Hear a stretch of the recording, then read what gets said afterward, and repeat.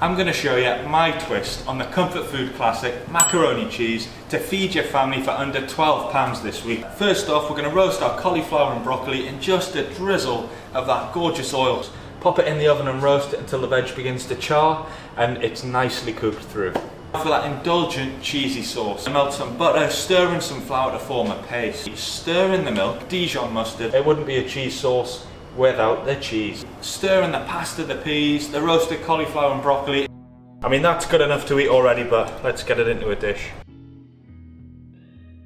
That crunchy sun-dried tomato breadcrumb topping. And then you just want to whack it under the grill until it's golden and bubbling. Mega comforting, mega flavours. You've got to feed your family my mega mac and cheese. Oh, come on.